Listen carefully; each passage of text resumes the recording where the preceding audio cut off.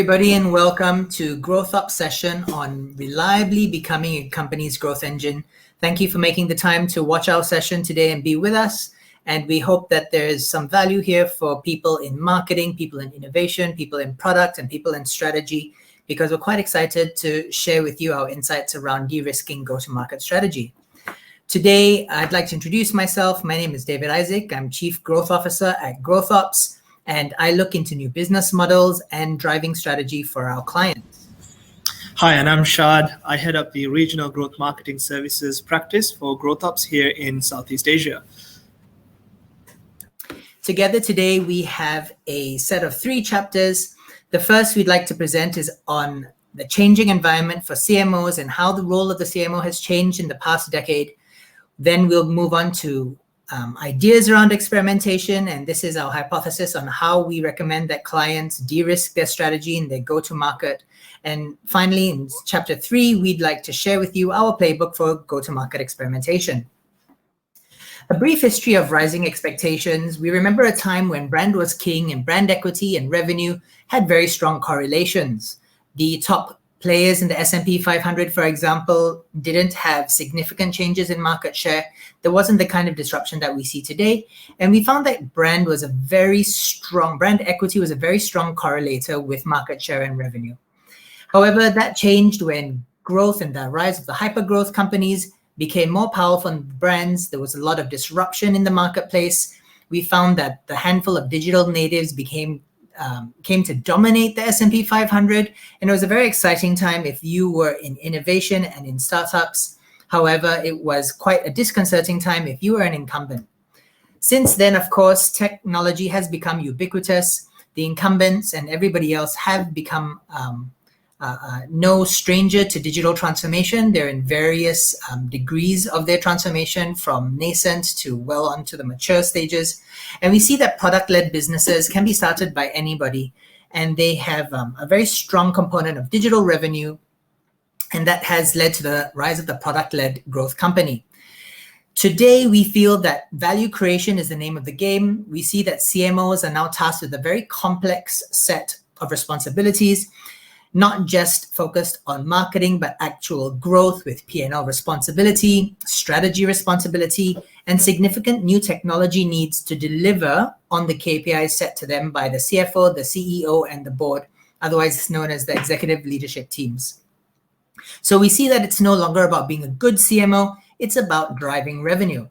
And with the phrase driving revenue echoing in our minds, we feel like the narrative sounds somewhat like CMOs are being told to launch faster and guarantee revenue growth. The good news is that there is a strong vote of support from the senior executive teams. 83% of global CEOs feel that marketing can be a major driver of growth. However, on the flip side of the coin, the same research done by McKinsey in 2019 found that 23% of CEOs didn't feel that the marketing organization was delivering on the growth agenda. To compound the difficulty that CMOs face, the same additional research from the LinkedIn B2B Institute found that 3% of boards had marketing backgrounds, leaving CMOs on their own to drive that growth and to help the board understand their part to play in driving growth. Regardless, under revenue pressure, there is always going to be a need for marketing effectiveness, but we feel that the revenue pressure is climbing, and thus the need for marketing effectiveness and proving those ROIs is climbing as well. Since 72% of new product launches are failing, how then can CMOs de-risk go-to-market strategy? In an era of digital transformation and launching new products and services and features to drive that actual growth, we see that our clients and in general CMOs need to test 2 things. One, their positioning before they go to market. And naturally, the earlier you can test this, the better you can understand how the product should develop and how your go-to-market strategy should develop. The second thing that should be tested is the product strategy. In other words, making what customers want. Easier said than done. It is a very significant challenge in the market today with so many players capturing small sets of unmet needs in the marketplace. We feel that there is a better way of testing your value propositions against customer unmet needs, and we feel that digital experimentation with product market fit testing lends a lot of clarity and data to the equation. This becomes more helpful, this kind of digital experimentation, because more of the 4Ps or the 7Ps move outside of marketing's direct control. Product market fit testing enables stronger collaboration between marketing and product teams. We feel that the insights that this kind of digital experimentation brings can influence strategy, experience, and therefore the go-to-market success. And we said easier said than done. We see that a similar pattern of difficulty in launching and going to market in incumbents as well as top-tier startups. Now, CB Insights provided this data. They did postmortems of hundreds of startups, I believe 101 startups. And these were very highly regarded startups with top-tier founders and top-tier funding from top-tier VC or other kinds of backers. Out of the 12 reasons they found in common why startups fail, we see in number 2, a lack of market need at 35% of the reason of why these startups failed. Now, it's also important to note that at the same time, you see that pricing, not the right team, product mistiming, and poor product as other reasons. And these are also elements of failure that could have been de-risked from digital experimentation. So therefore, we come to the conclusion that to reliably deliver on growth, CMOs need to be more data-driven in their decision-making, in particular the strategy development phase. And we agree that at GrowthOps, this type of insight can come from structured, iterative experiments that bring data to the C-suite. Part of this mindset shift is that experimentation can be risky, and we feel that the mindsets have to shift towards making cheap mistakes and making them quickly before scaling up. This is because investment amounts, of course, rise with time and the amount of investment being made on an idea that may or may not work. So bringing that kind of data and insight before a full-scale launch is very crucial. And it's important to find the right capabilities, either internal or outsourced, to help you drive agile experimentation, the goal of which is to gauge customer response from observing their behavior. The mindset we like to preach is that failed experiments are not unsuccessful outcomes. You have to successfully gather insight to de-risk growing your sales. In relation to product market fit and risk, it is a strong one. The pinnacle of product market fit defined by Mark Andreessen, Tech Titan, is that you are in a good market with a product that can satisfy that market. If we break down this very simple and impressively concise statement, we see that developing access to the target customer segment is critical, something that product market fit testing can help with. We see that it's important to gauge the size and the revenue potential of that segment because you need to know whether there's a sustainable business behind this. You need to find an identifiable unmet need. This helps you understand the level of your competitiveness and the sustainability of that business again, as well as finding whether you can satisfy this segment. And that means you have to find stable and predictable behaviors of not only purchasing, but using so that you can satisfy the needs in the marketplace with your product launch. It is important to de-risk with reliable, actionable, and just-in-time evidence. You have to have an agile process, and you have to be able to become a source of certainty, or at least a source of insight to the C-suite to help cement the CMO's position, and for the CMO to allow himself and his organization to be a source of insight for the board. It is an expectation, but we find it's in short supply. There are several types of research that we feel that the CMO should be responsible for and should bring this kind of data to the board. The first is customer journey analysis, and this is connecting the entire customer journey funnel to revenue goals and milestones in the customer journey. Highlighted here is our belief that the voice of the customer is a very important element of this kind of analysis. And we feel that digital experimentation can contribute significantly to understanding, one, how satisfied your customers are with the existing benefits you provide versus your intended benefits. And it's also important to find out the value of what's missing in your product roadmap or in your product feature set, and then hear from the customers how this contrasts with your competitors. Other elements of this that are critical are understanding churn. both the actual churn percentage in the customer journey at different phases of the journey, as well as the cost of assessing it. Again, on the flip side of the coin, understanding the impact of improving retention and improving the churn metrics, because it helps you bring the data to the board of what revenue would be protected by taking on these initiatives, or in other words, the cost of doing nothing. The next piece of data that you need to bring to the board is the balance of long-term insight. Brand health metrics are critical for this. You need the strong brand for growth and top of funnel impact. There is research from Binet and Field showing that awareness in terms of long-term 3-year cycles, awareness is twice as effective on long-term profit and sales.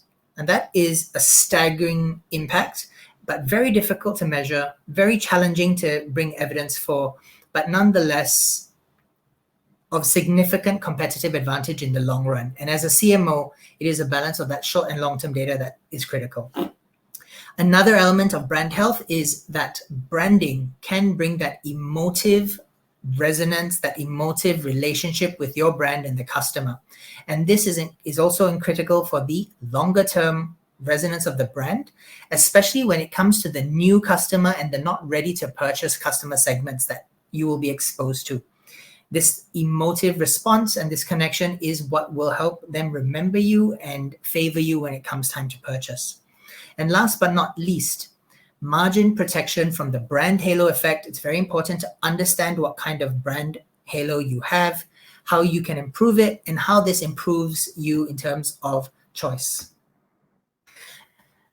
The third element of this is the digital activation. The metrics around this are very precise. This is where we convert demand into revenue, the demand hopefully created by your branding efforts. There's many pros to digital activation metrics. They're very easy and quick to gather. They're often real time. You have detailed control, and it creates a sense of empowerment to be able to understand to the cent metrics that are important to you, such as lifetime value and your CAC, and the relationship between these two numbers and whether you are profitably acquiring customers. So speed and accuracy are critical in digital activation metrics.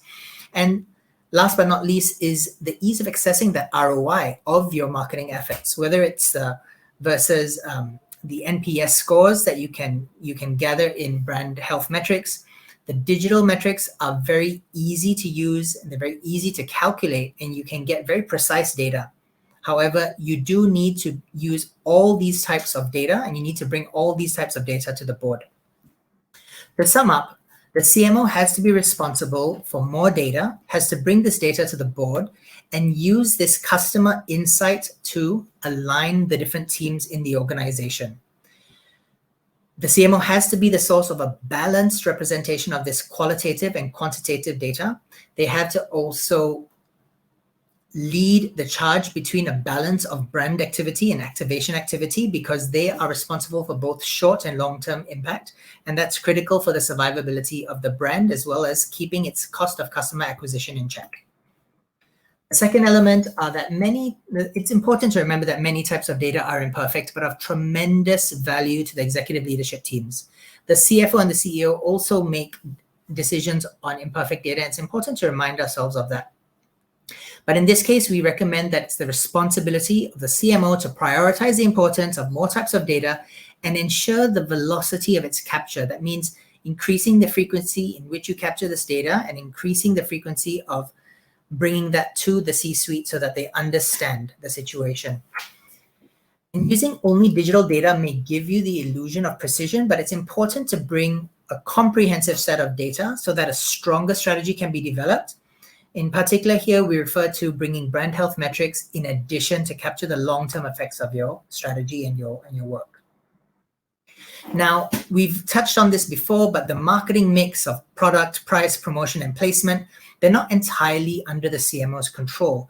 The CMO has to develop that authority and the technology to break down silos and leverage customer journey insights as the point of alignment across the entire organization. There's no other way that the business can exceed its expectations. In this case, when you look at the entire customer journey funnel, the only source of truth is the actual customer journey.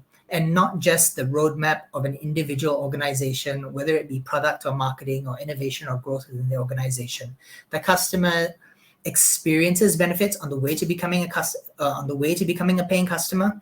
And in this case, with so many product-led growth companies, with so many digital products that bring you all the way from a new customer, potential customer, perhaps a freemium customer in the middle of the journey and becoming a paying customer, it's critical that the CMO help coordinate all the different teams to make sure that there is a cohesive customer journey, because the CMO is particularly well placed to represent the voice of the customer in business strategy.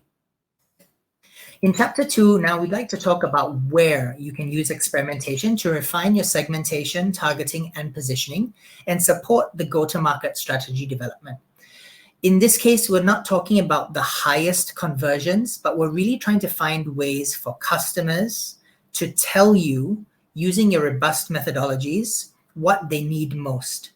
So in this case, we recommend that in the beginning, targeting is how you begin. You start with a test and refine process, and you use multivariate analysis, A/B testing in the beginning if you're less familiar with experimentation, but moving on to split testing of targeting so that you understand which segments you should start to pitch your value propositions to. It's at this point that you test multiple value propositions and different spins on your angle, because with different customer segments, different value propositions will resonate, and we need to understand what will be the anchor value propositions in the launch of a new product that will anchor your communication strategy. Once the experimentation has found a winner that is significant, a significant winner, that is a reliable winner based on the experimentation methodology, you can then start to refine your positioning, whether it be visual, and then test it against your best fit audiences that you've unearthed from the previous experiments. This is how you begin the bottom of the funnel optimization, even the middle of the funnel optimization. And then this process helps you gather the data so that you have a predictable, a realistic cost of acquisition versus lifetime value ratio. We feel that this is the path to board level justification, and it brings data-driven go-to-market strategy with speed to the board and cements the influence of the CMO, because they are representing the voice of the customer with behavior observation. Some things to bear in mind just in terms of general experimentation: the amount of traffic that you have to use to drive towards your experiments. There's a rule of thumb, whether it's 1,000 conversions or 10,000 conversions. This will determine how different the results need to be before you can call a significant winner or you can disprove a hypothesis. And then in another sense, if you're stealth testing, it can be quite expensive to pay to get the amount of traffic that you need for a reliable experiment outcome, but it is possible in a very short period of time. This level of traffic, either way, results in you having to understand power and significance, depending on those conversion levels. And then we find that the smaller the traffic, you might want outperformance of an experiment to be 15%. The bigger the traffic at the 10,000 level, you may be able to get away with a 5% outperformance before you can declare a winner at the end of the experiment. So speak to data analysts on your need to be agile and how quickly you can create these experiments, because when it comes to experimentation, it can be the difference between product market fit and running out of a budget. We also recommend that you can use experimentation at multiple stages of development. Of course, the earlier the testing, the better you reduce risk, because there's less investment and less of a waterfall process. You're gathering customer feedback far more rapidly. So whether you are shortlisting ideas in a roadmap being presented to you, whether you're validating M&A options and you want to understand as part of the business model the cost of acquisition more accurately, or whether for yourself you're creating your pro forma budgeting before a launch, experimentation can help. Otherwise, when you are doing corporate venture launching, it's very important to test your MVPs in response for the market, helping you understand market size and estimating the cost of acquisition per customer and the budget that you need to achieve your ROIs. Then launching with experimentation, this is a very practical approach. We find that when clients have already developed a product and are ready to launch to market, we find that adding in an experimentation layer that wasn't brought in earlier can still help you optimize as you launch, because it helps you gather data rather than having data 6 months after the launch and understanding that only understanding that the product was not as successful as you thought it was, but not having the robust process that helps you understand causality or at least correlation between what was working and what was not working. Otherwise, optimization post-launch is something that we can be all quite familiar with. It's the optimization of acquisition costs, the channels that you're using. We can use experimentation to optimize retention using retargeting, and we can use it to understand what successfully resurrects dormant users. It's also, of course, very powerful to use experimentation processes when you're doing conversion rate optimization, CRO. So why are we preaching customer behavior observation? We feel that digital experiments can look like a broad range of things. You can use landing page funnels to test preference across the value propositions. You can use split testing, even of products that are vaporware that haven't been built yet. You can create CGI videos, designs, and test customer engagement and response to understand what's working, whether it's the product, whether it's a business, whether it's just a feature. You can use these experimentation processes to gather insights. And last but not least, you can use them for referral programs to understand what promotional offer creates the lowest cost of customer acquisition. Customer behavior observation also helps you understand what they do versus what they say. So we often recommend it in conjunction with traditional survey responses. But in this case, by observing whether they buy or don't buy or how far they go through a funnel, we understand what they are actually going to do. We feel that it's also important to note that with digital experimentation, you can do this at statistical scale as long as you can control the traffic with a paid media budget or by using your existing traffic that you're in control of. And it's also very exciting to note that you can do experimentation months before you begin the build, so you can understand how to pivot, how to improve the product, and how to improve before you've gone to market, rather than just assessing a random signal 6 months after you've launched. We feel that this also promotes a mindset of focus on desirability. So being very customer-centric, understanding the buyer, understanding the user, getting a more holistic sense of product market fit with this qualitative and quantitative data combined, and also keeping the emphasis on external data on desirability, in addition to where companies already have an existing capability around feasibility and viability they understand quite well. And at this point, I'd like to hand over to Shad, who leads our experimentation methodology at GrowthOps, in addition to the paid media services. Thank you very much, David. So in this section, we'll essentially be looking at how do we operationalize an experimentation approach to your go-to-market campaigns. Before we go into how we include experimentation, I just wanted to quickly discuss what the current situation is when we launch campaigns today.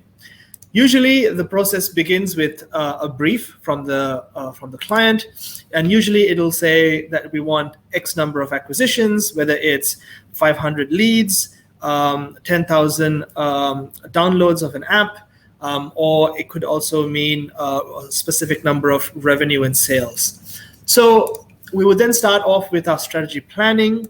We will then brief our creatives and our developers to start building the assets and the landing pages. Then our performance media teams will start, setting up the campaigns and the creative assets onto the different platforms. They'll also set up the analytics implementation and so on and so forth. And then once everything is ready, the client signs off, we would then launch our campaigns. However, this is actually an extremely high-risk approach to launching go-to-market campaigns, especially if there's high uncertainty and there's low levels of data. Ergo, if you're launching products to a new market, or if you're launching a new product to an existing market, or you could be launching a new product to a new market. In that case, you actually have pretty much zero data. So you're risking your entire marketing budget by launching this way. So just to put into a sort of graph in terms of what approaches you should potentially follow, this is a graph with one axis talking about risk and the other one uncertainty. So obviously, when you're starting off with a new product and you're trying to launch to a new market, the certainty or the uncertainty is actually quite high, and that means that your risk is high. And so your approach to launching the campaign should be experimentational. Usually there are certain organizations that run always on campaigns. They run the campaigns, they have run advertising activity, they've already sold the products to their existing customer base. And because they have years and years worth of data, at that time, you don't really need to focus on experimentation. At that point, you can use experimentation, but at this point, you're optimizing for efficiency. So the reason why we bring this up, and I really love this quote by Scott Cook, who was the co-founder and chairman of Intuit. He said, "For every one of our failures, we had spreadsheets that looked awesome." And the OG of the lean startup movement, Steve Blank, he also said, "No business plan survives the first contact with customers." And I want to sort of amend this quote to read, "No media plan survives the first contact with customers." And any media planner would attest to the fact that most of the time, especially if it's a new product and into a new market and into a category that they've not run campaigns on before, the media plan essentially is exactly that. It's a plan, it's a forecast, and there is huge room for failure. And the problem that we feel is that with the current setup of running campaigns, it does not allow for learnings and for evolution or evolving your product or service. And that's really, really important in this modern day when you're launching new products and new services. So before we actually go into talking about how the proper way of including experimentation to your go-to-market campaigns, I wanted to also share with you what should be the key strategic hypothesis that you need to develop and what you need to think about, i.e. what should we be testing? And we are not encouraging you to obviously start thinking about at this stage what sort of CTAs you should have, or call to actions, or do you need to move a specific call to action above the fold, or do you need a red button versus a green button? We're not talking about that. We want to elevate the experimentation to give you strategic insight and give you strategic or to give you data that you can use to make strategic decisions. So what are some of the things that you can, at a strategic level, start to experiment and hypothesize on? The first thing is it desirable? So is our product or service desired by the target audience? And this is something you can absolutely need to start thinking about and you need to test out. The next is it feasible to build it and to create this particular product or service? Do we have the people, the expertise, the process, the tools, the technology to create it? And can we actually deliver it successfully? And the last one is it viable? I.e., will our customers be willing to pay more than it costs me to deliver it? And for the sake of this presentation, the scope will be focused primarily on desirability, but you can absolutely use the techniques to test out feasibility and also viability as well. And once you've got this nutted down and you have the data and you have data to back up your hypothesis across all three key areas of your business, then you can essentially use that data to build out your growth and innovation. So let's look under the hood. How do we launch an experimentation led go-to-market campaign? So the first phase is the setup phase, and this is true whether we are launching with experimentation or not. But the difference here is that you want to nut down who your target audiences are. And we would also highly recommend, and this is how GrowthOps runs our go-to-market campaigns, we run internal workshops with our clients, and this also includes pretty much all of the leads and key stakeholders of our clients. So this could include sometimes the CEO, or it could also include the CTO, the CPO, the Chief Product Officer, the CMO, and also sometimes experienced design people as well. Excuse me.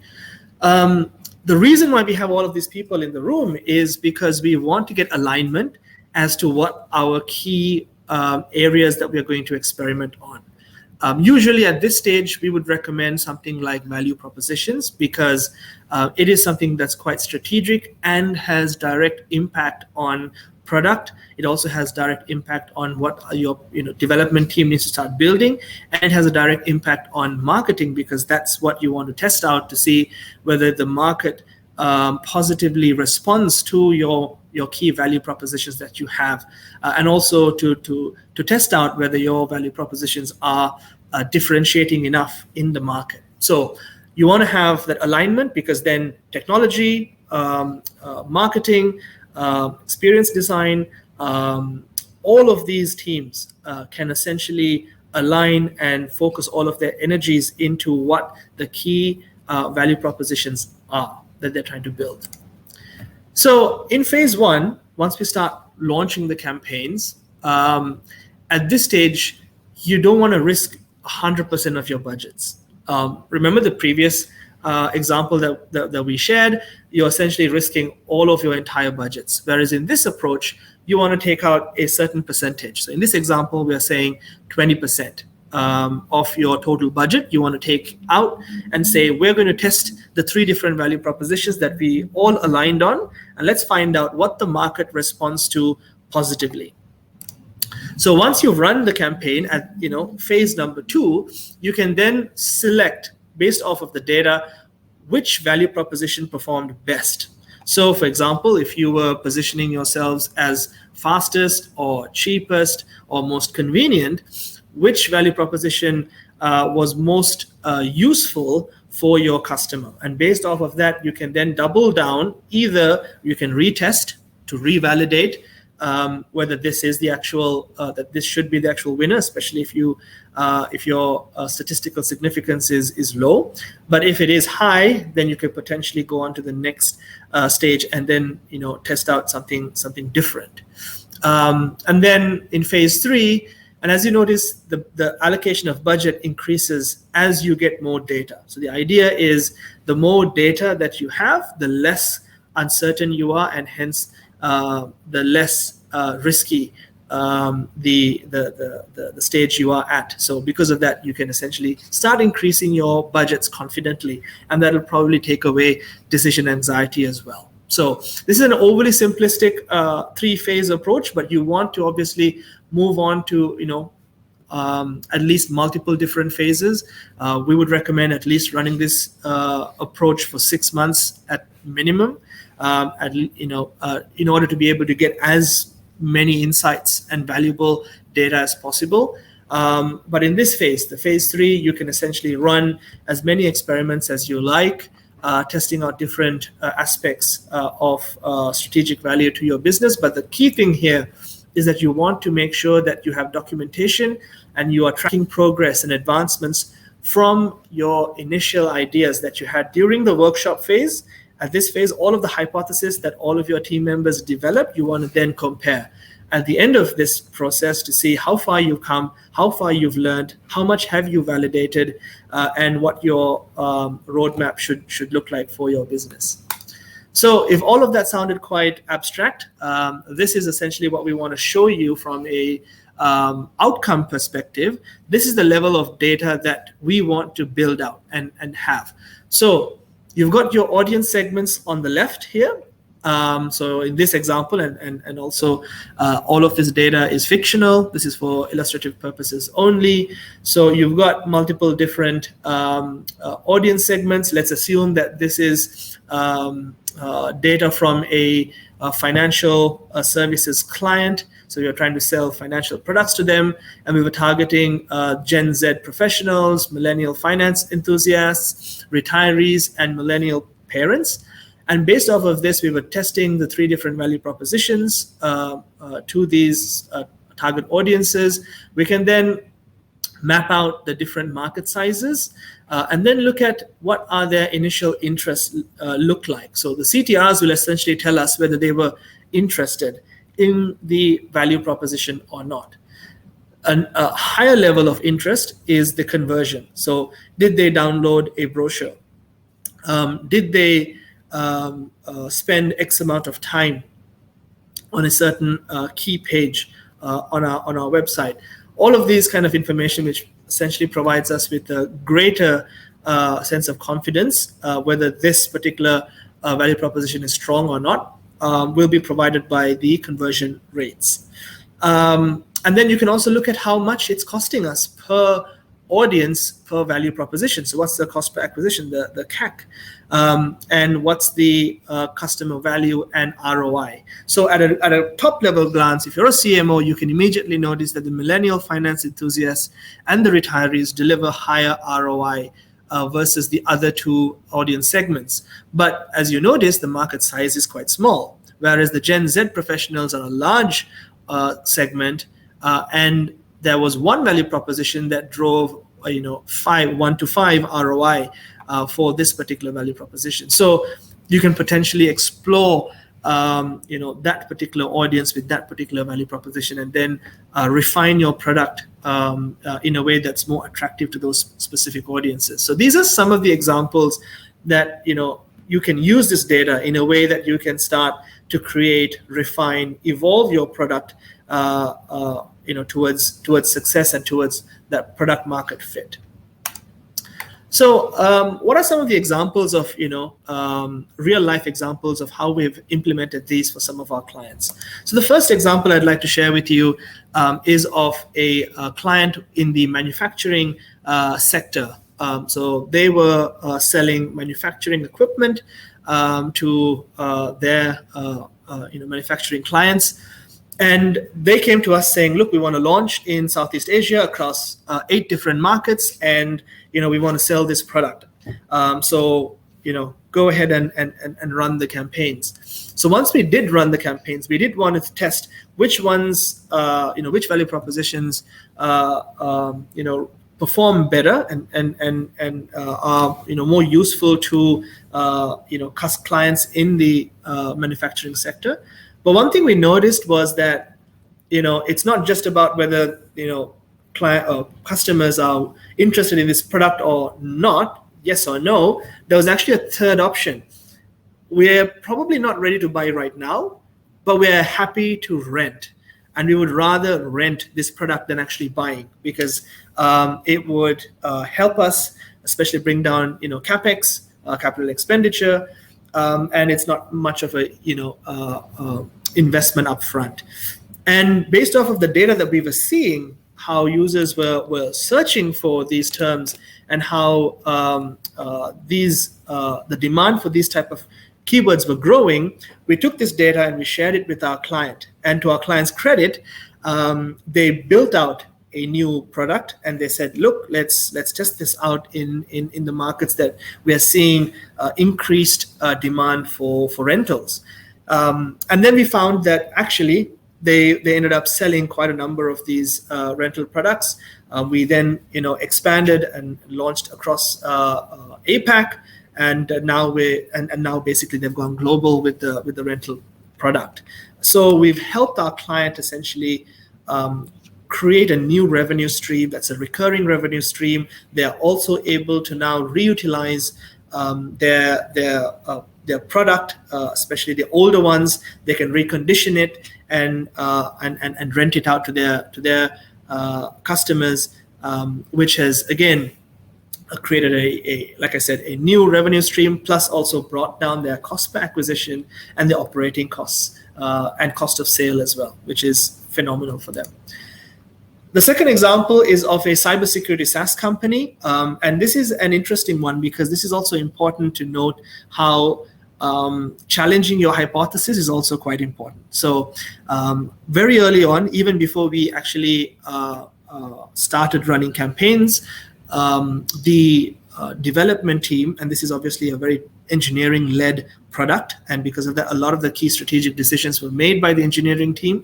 they early on made a hypothesis that this product is probably going to be more suited for Android operating system users. And hence they built out their entire roadmap with that in mind, with that hypothesis in mind. So when we came into the picture, we said, it sounds amazing, let's try and put it to the test. Let's run it. And when we actually ran the campaigns, we realized that we got the data to see that actually, even though the iOS operating system had a relatively smaller audience than the Android audience, the propensity to convert and the propensity to upgrade to becoming a paid subscriber, a paid customer, was higher in the iOS operating system customers. And also, it kind of made sense because this is a cybersecurity product, and we are providing privacy as one of our key value propositions, and that's in line with why a lot of people do use Apple products, because there's a perception, obviously, that there's higher levels of security in Apple products, and so it's kind of in line with even Apple's branding as well. And so based off of this data and insight and the disproved hypothesis that this is more relevant to Android users, they again evolved, changed the entire product development roadmap to prioritize iOS, which was very interesting for us. Lastly, we helped a global bank identify their key customer-centric value proposition. So they were very proud of the fact that their mobile app has the highest number of app features, and they wanted to use that front and center in their positioning. However, we kind of felt like this wasn't customer-centric enough. And again, our approach was not to bin it or challenge our client. We said, let's test it. Let's test it against more customer-centric value propositions. So we proposed two other value propositions, which was convenience, because people would like to use the mobile app because it's much more convenient. You don't have to stay in line at a branch, and you don't have to waste time. You can essentially use the mobile app anywhere you so wish. The second one was obviously considering the fact that we are living in a pandemic. Not going to a branch is a great way of not spreading the virus. So one of the things that we also wanted to highlight is the safety element of it, and the health and safety element of not having to go to the branch. So privacy and safety were two key areas that we wanted to highlight, alongside the fact that they have the highest number of features in their product. And as suspected, the two value propositions focusing on safety and on convenience outperformed the one that talked about the fact that we had more than 100 features. And based off of that, we were able to convince our client to say, look, actually the fact that you have over 100 features is great, but what you could potentially do is look at all of the features that enhance convenience and enhances security and safety for your customers, and you can start using this in your positioning and in your advertising activity. So the key thing that we want to sort of impress upon you is that, as David mentioned earlier, we don't, the approach is that if a test fails or a campaign fails, that it is not it's not a failure. It's basically data that you can use to evolve, to pivot, to change, and to refine your product and your service toward finding that holy grail of problem solution fit or product market fit. And with that, I would hand the mic back over to David to take us through our final key takeaways. Thank you, Shad. So we'd like to bring up a little quote by Jeff Bezos. He said that his success at Amazon was a function of how many experiments they did per year, per month, per week, per day. With that in mind, if that underpinned the company's growth, we have these three key takeaways that we'd like to use to underpin our playbook. We feel that Southeast Asia is in need of visionary CMOs and CPOs that align strategy to the voice of the customer. And the CMO has the opportunity now to be the data-led advisor to the board, to the executive leadership team, to bring the right marketing technology and enable data-driven decision-making for the company. The second point is to get data before scaling up. This is the essence of lean. It helps you be more fast, more agile. It helps you avoid expensive mistakes by making low-cost mistakes. And as always, use the learnings to align your marketing strategy and your product development, because it's increasingly critical that the entire customer journey be supported by every key element of the organization, of which product development and marketing strategy are critical. And lastly, use experiments to de-risk, prioritize, and sequence your growth efforts with evidence-based methodologies, and refine your STP before going to market so that you have a higher chance of succeeding in a very competitive marketplace. And with that, we thank you. It's been wonderful to share our insights with you. We'd love to have conversations with you and share insights for your personal situation, depending on your environment, your industry, your vertical, and the level of competition in your environment.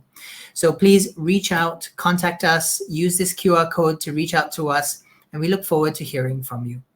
Thank you.